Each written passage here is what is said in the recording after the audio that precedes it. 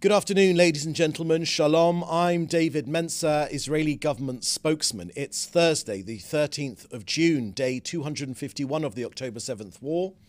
8 months since the Hamas army of terror invaded our country and carried out their appalling atrocities.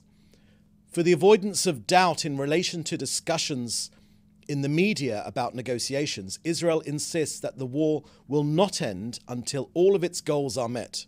Firstly, the return of all our hostages. Secondly, dismantling of Hamas's governmental and military capabilities. And finally, removing the terrorist threat from Gaza.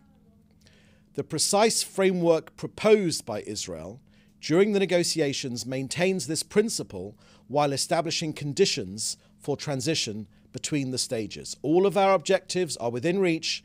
This war could end this afternoon if Hamas lay down their arms and release all of our hostages. We'll begin today with an update on IDF casualties. Since the outset of the war, IDF fatalities have unfortunately risen to 650. I have the unenviable task to tell you about the passing of Sergeant Almog Shalom, who was just 19 years old, from Kibbutz Hamadiyah. He was killed in battle in southern Gaza. Sergeant Yair Levin was also just 19 years old and was from Givat Harel. Sergeant Eitan Karlsbrunn was 20 and from Modi'in Maccabim Reut. And Major Tal Pshebilski Shaolov was just 24 and from Gadera. All four fell in battle in the south of Gaza. There are no words of mine that can adequately assuage the pain of their parents and their families. We embrace them and those dear families who have lost their precious heroes, sons and daughters in this war for our very existence. The price of war is, of course, very heavy and painful. Each casualty is a world unto itself. May their memories be a blessing forever.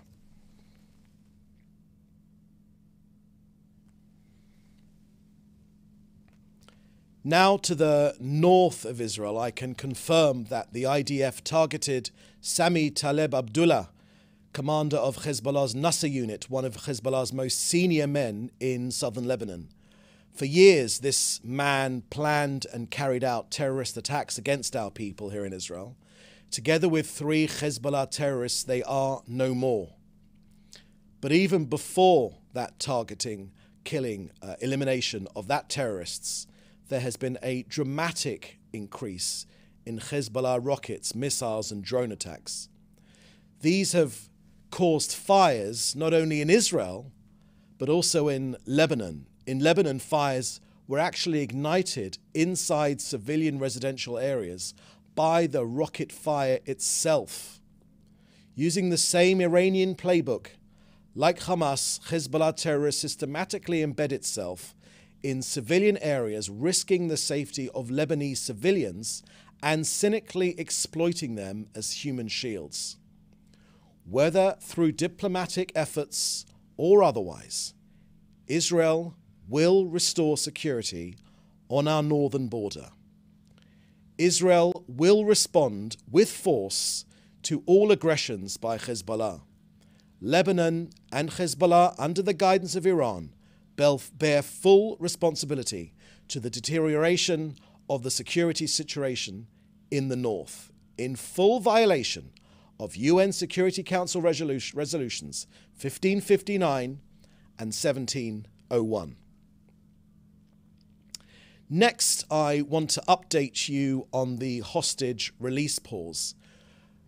We've said for a long time now that we are committed to bringing back all of our 120 hostages, among them women and children and the elderly, who are still cruelly held in Hamas captivity for over 8 months now. As Secretary of State Blinken has confirmed, it's Hamas are the ones who are preventing a hostage release deal and continue to unreasonably demand that the IDF exit Gaza and end the war in a way that leaves the Hamas reign of terror intact, which will enable it to repeatedly commit atrocities such as the October 7th massacre. In the words of Secretary Blinken, just yesterday, he said, quote, "At some point in a negotiation, and this has gone back and forth for a long time now, you get to a point where if one side continues to change its demands, including making demands and insisting on changes for things that it had already accepted, you have to question whether they're proceeding in good faith or not," end quote. It's also been reported that the Palestinian kidnappers forced our hostages to read the Quran and say Islamic prayers every day. Hostages have spoken to the media about being tied up by their feet and hands for the first 3 months. Andrei Kozlov spoke of being constantly very scared. Hamas told hostages for months falsely that Israel wanted to kill them all, claiming that they were a problem for Israel. So much so that when soldiers actually arrived to save the hostages, it took him some time to realize that they had come to rescue him. Andrei said that he was not seen as human by Hamas. There were daily beatings. At the hottest time of the day, they would cover him with blankets. Dehydration. He said Hamas were trying not to leave physical marks, but doctors in charge of medical treatment for the 4 Israeli hostages that we secured their release, that we rescued, said that they were beaten while in Hamas captivity. Medical professionals described very harsh treatment with much abuse almost every day. So physical and mental abuse often beyond comprehension. Doctors said that they are all malnourished, that they had no protein, so their muscles are extremely wasted. There is damage to some other systems because of that. Food and water was unstable, psychological stress, malnutrition, not the right kind of food, medical neglect, and also, of course, being in a limited space and very, very rarely actually seeing the sun, with no access to basic facilities like a shower. Next to Rafah in Gaza, where we are taking apart Hamas with intelligence-based targeted operations, which have led to targeted raids. The IDF have located in the last 24 hours weapons, launch sites with rockets ready to fire at Israel, and we've eliminated several terrorists in close quarter battles. Troops have eliminated more than 10 terrorists, including one who actually took part in the October 7th massacre. Moreover, over the last day, our Air Force has struck and dismantled over 45 terror targets throughout Gaza, military structures, armed terrorist cells, rocket launchers, tunnel shafts, and terrorist infrastructure. Next to the United Nations. You know, the last 2 days has seen an onslaught from the United Nations against this country. Hamas terrorists attacked Israel on October 7th during a Jewish high holiday. On the Jewish high holiday of Shavuot, just yesterday, the Pillay Commission of Inquiry chose that date, just yesterday, to publish its latest biased reports attacking Israel. You know, the UN is imbued with credibility and respect that it just does not deserve. So many willfully ignore the glaring shortcomings of the United Nations. So here are some facts. As we like to say here in the Prime Minister's office, the facts don't lie. UN institutions have been hijacked by undemocratic countries that seek to advance objectives that threaten liberal democracies like Israel and other peace-loving nations in the world. So there's an inherent bias against Israel at the United Nations. Of the 193 members of the UN General Assembly, only 84, that's not even half, only 84 can be called free societies with freedom of the press, with free and democratic elections.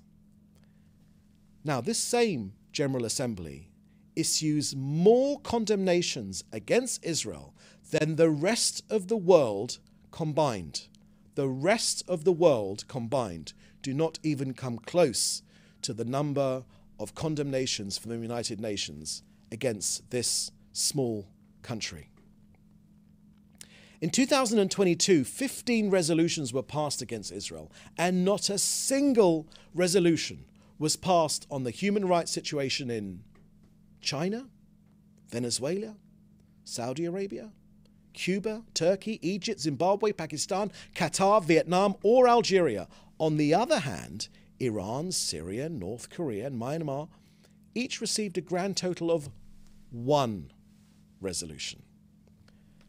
As for the UN Human Rights Council, where this latest maligning of this country has emanated from, the UNHRC, the UN Human Rights Council, of its 47 members, only 13 out of 47 can be defined as fully economically and politically free.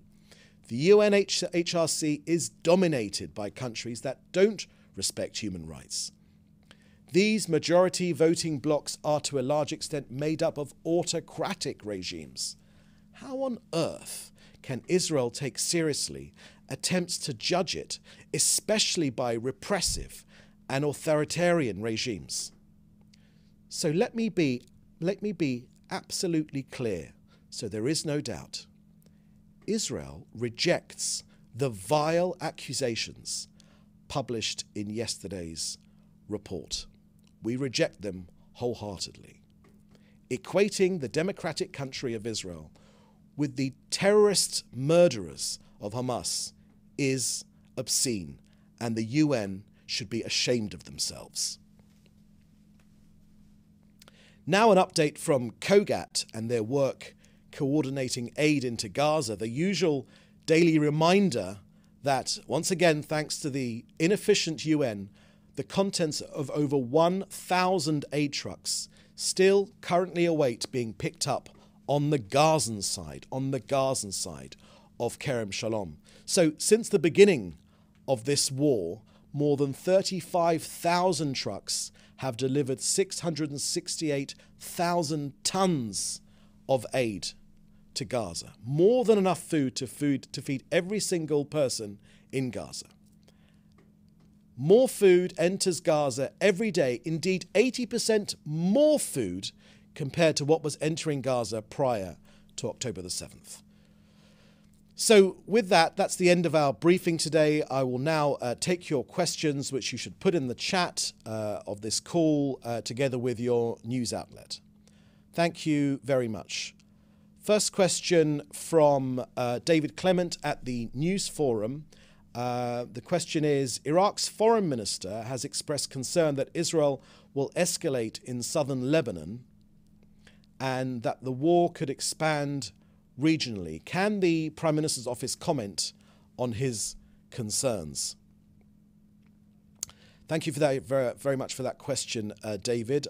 We've made our points crystal clear when it comes to the increase in attacks from Iran's Hezbollah from southern Lebanon and Syria into Israel, up to more than 200 attacks against this country, whether diplomatically or looking at the ways which Israel has defended itself and destroyed Hamas. We will go down one of those two routes. And I've made my point clear in the briefing, which you've just heard, so you can play the tape. Next question from TV2 Norway.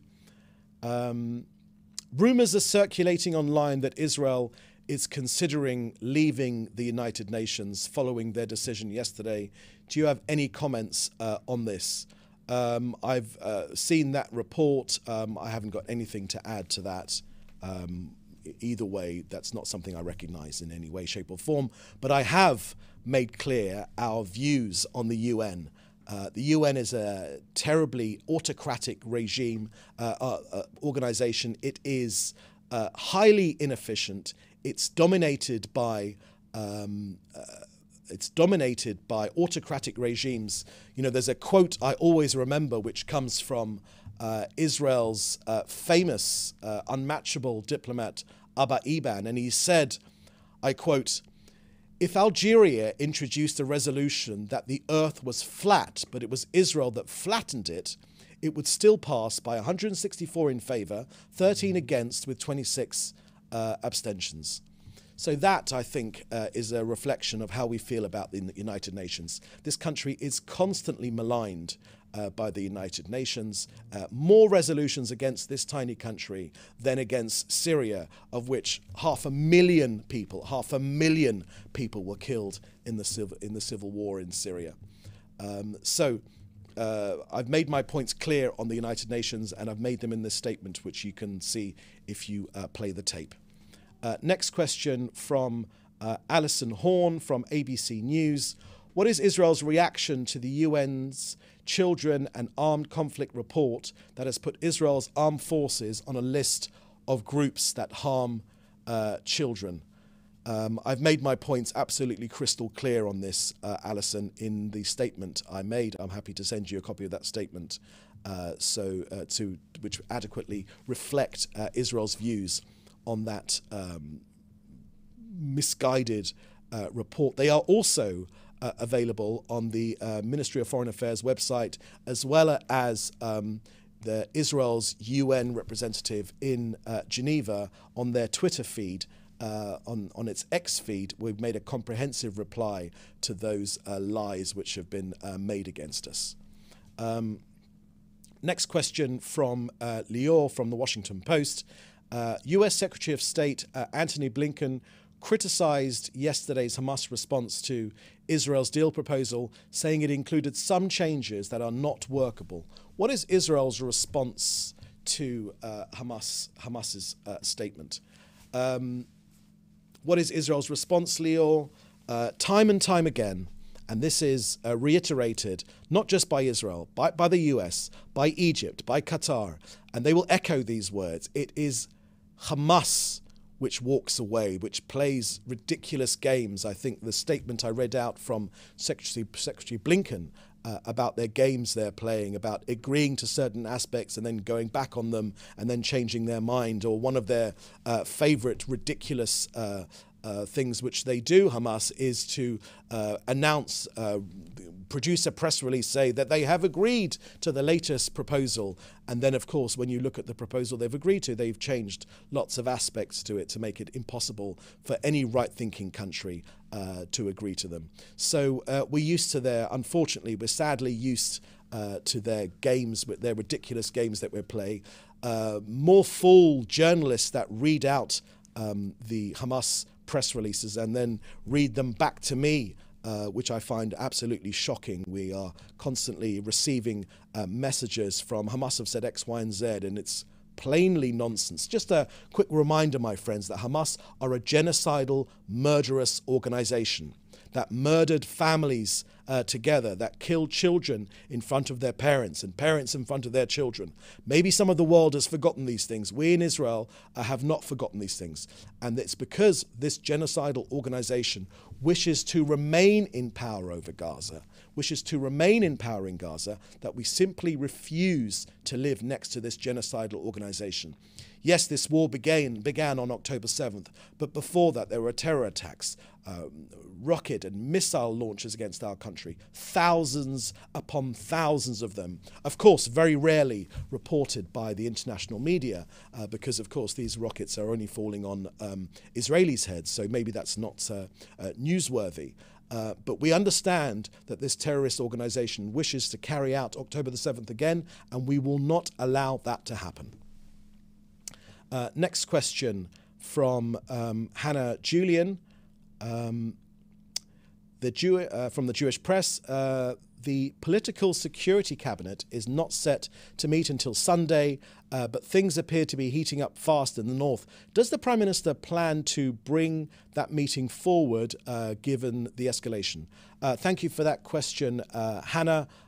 when and if there are additional meetings of the Security Cabinet or any other part of the Israeli Cabinet, when they are set to meet, we will, of course, let you know in the usual way. Question from Joel Pollack at Breitbart News, who says, Happy Shavuot. Israel has a clear set of goals in the war with Hamas. Is there a clear set of goals that Israel can articulate with regard to Hezbollah? Perhaps a set of demands that would be necessary to avoid war? Thank you for that question, Joel. We've made our points very clear in the briefing which I just gave. You can play back the tape.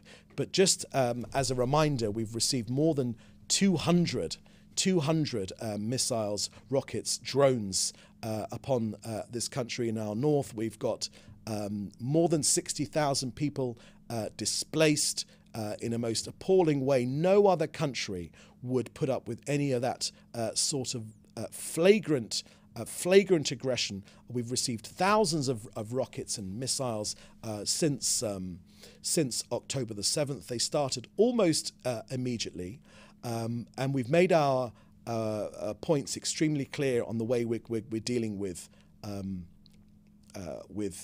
Iran's Hezbollah. We've made clear that whether through a diplomatic resolution or through a military resolution, a resolution will come. Peace will return to the northern part of this country and the south and every single part of this country. Israel refuses to make this a reality which is an acceptable reality. It is not acceptable reality. Our people must be allowed to return home. And of course, our northern border, it will be defended. Whether through a diplomatic means or through military means. Take a look at how Gaza looks at the moment. We will defend our country. Next question from Fred Ager from Interplanetary Television.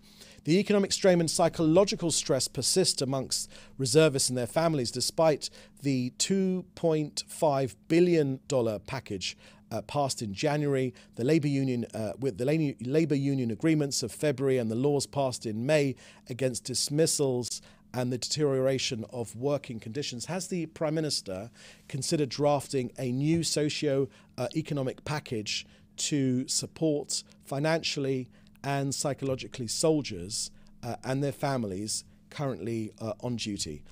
Thank you for that question there, Fred. We've made some announcements recently about additional aid to support our soldiers. We are extremely proud of what our soldiers have achieved, but of course it is a very heavy burden put on all of the people of this country. But they have answered the call to duty with a determination and a love for this country and a concern for their fellow human being. Very often when you ask people in the military why they're fighting, you expect them to say that they're fighting for Israel, for the people that live here in Israel. But what they very often say is that they're fighting for civilization. This is a fight of barbarism against civilization. The sort of treatment which our poor hostages have received by Hamas is an indication of the type of Islamo-fascism which these Islamic fundamentalists, sponsored by Iran, wish to impose on this country, but your country as well. Any free democracy is an enemy of Iran. But we are on the front line of this battle, and we will be successful. Second question from Fred Ager regarding the Eliran Mizrahi case, who was diagnosed with PTSD after being assigned to clear the bodies of the Supernova music festival and took his life. Extremely sad case. Has the Prime Minister considered changing the IDF rules on military burials to recognise all soldiers? Thank you very much for that question there, Fred. It is indeed a very, very sad case that you're talking about there. I have seen those reports, but I haven't got anything more to add on that very sad death of that soldier. And we, of course, use this opportunity to send our condolences to this man's family. He has, of course, he's lost his life, but we understand how terrible that must be for his family, and all of us here in Israel send him our condolences as one of our sons. Question from Jim Williams of Zenga International News.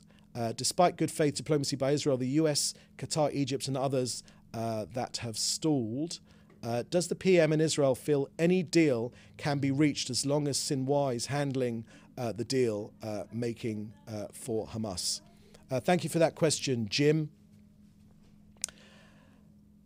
You know, for all of us here in Israel, Sinwar is the epitome of evil. We're often asked to peek into his head, and sometimes the question is asked, why should he sign a deal when it is effectively pushing him out of power?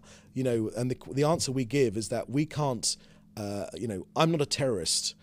I work for a democracy with free elections and a free press and a free media and a free judiciary and a parliament and one person, one vote, and none of those things exist in Hamas. None of those things exist in Gaza. He is the epitome of evil, and he should know that we're going after him. He knows that we're going after him. Him and his henchmen, they will be destroyed one way or another. Their reign of terror is coming to an end. We are closing in on them. As to any other thoughts about Sinwar, for us, all of us here in Israel, he is evil personified. Evil personified. Next question from Jody Cohen. Hezbollah has today claimed responsibility for its largest rocket barrage since the 8th of October, when it joined in the war. David, you suggested that Israel will defend itself from Hezbollah rocket fire and would pursue diplomatic and other means to do this. Can you tell us about the diplomatic efforts which are underway? Thank you for that question, Jody. I'm not in a position to share with you what's going on, but we, as I made clear in my statement earlier, and you can play the statement, either way, diplomatically or militarily, peace will be returned to our north. Israel will defend itself. There should be no doubt about that whatsoever. Israel will defend itself. This cannot be a sustained reality of our people displaced and our towns emptied. Thankfully, they are largely free of civilians up north, because the results of each of these Hezbollah rockets would be absolutely catastrophic. But this country will be defended. Next question from Joel Pollack at Breitbart News. Social media accounts claim that Israel is firing incendiaries at southern Lebanon. Is this true?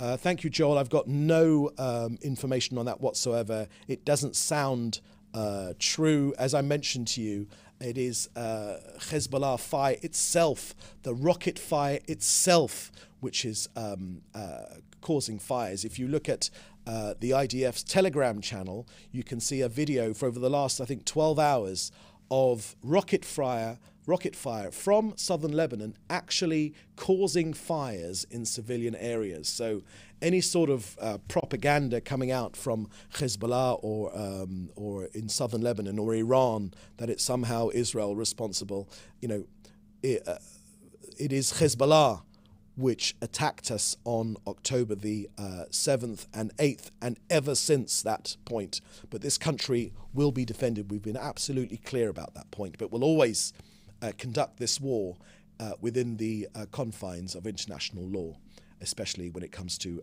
conflict. Next question from Hannah Julian from the Jewish Press. Second question: a new poll by the Palestinian Center for Political Studies and Surveys has found that 73% of respondents agreed Hamas made the right decision in going to war on October 7th, and 79% of respondents between Hamas believe that Hamas will win the war. Does the Prime Minister's office have a response to these findings? Thank you very much for that question, Hannah. You know, one of the most remarkable aspects of this entire war is that since October the 7th, when our people were massacred in the most inhumane way, the largest spate of Jew killing since the Holocaust, one of the most unsettling aspects is that the Palestinian Authority, which rules over the lives of most Palestinians living in Judea and Samaria, the West Bank, they have yet to find the time in these 8 months. They have yet to find the time in 251 days. They have yet to find the time to condemn those murders, those rapes, those beheadings, those child killings, that hostage taking. They have yet to find a single moment in 251 days to condemn those killings. You know, you have quoted to me these the results of this survey. I've got no way of knowing whether that's correct or not. Unfortunately, it does sound as if it's correct. You know, what sort of leadership, once again, what sort of leadership does the Palestinian people have that lead them to this perpetual war, that never educate their young people about coexistence, about living together, about the possibility of ending this conflict? What sort of leadership do they provide to their people? Absolutely none. They seem to revel in perpetual bloodletting. They educate their children. The Palestinian Authority curriculum in schools still educates about killing Jews.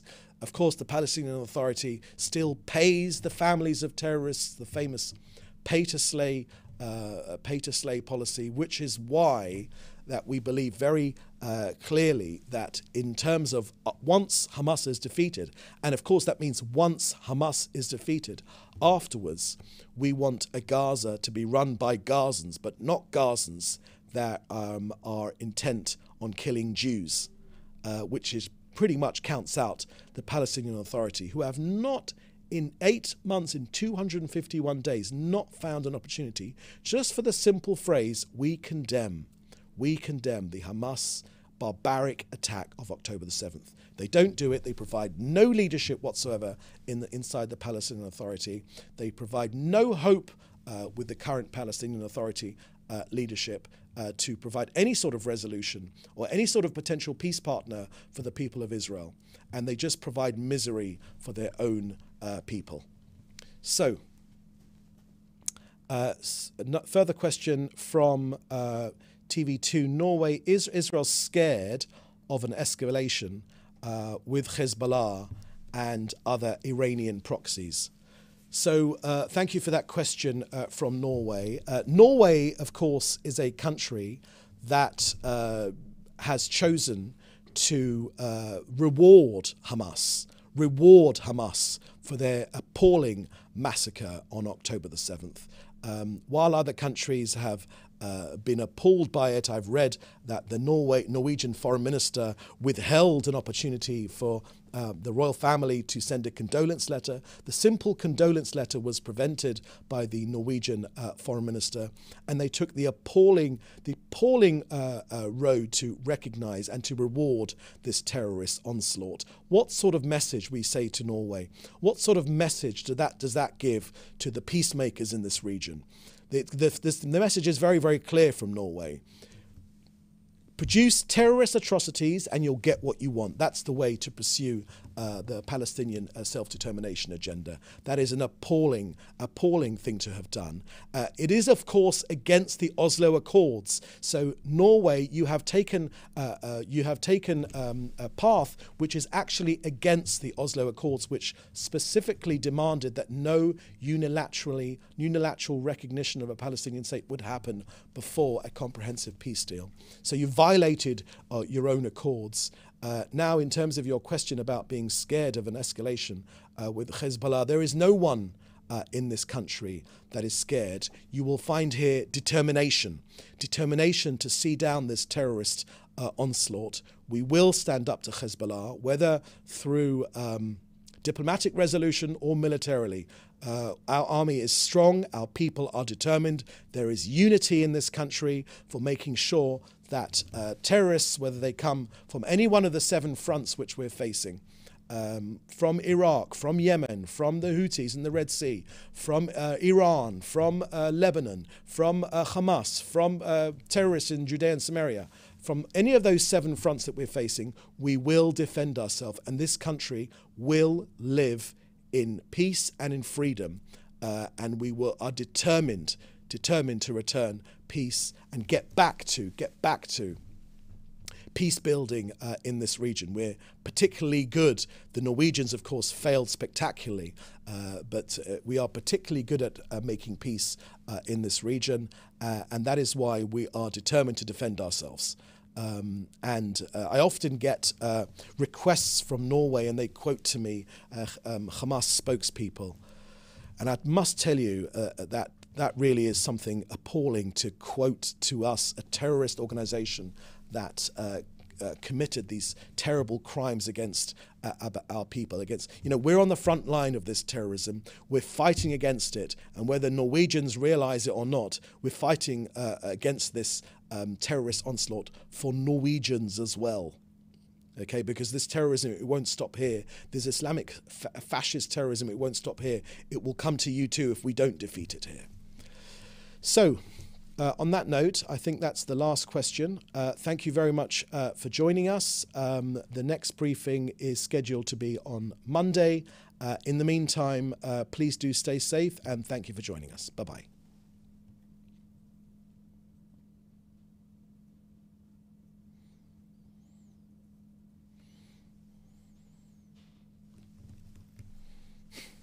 Thank you, sir. I was okay ordering the version? Yeah, that's great. That was it.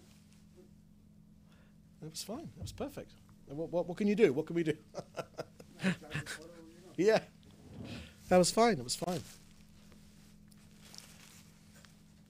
The only other option is that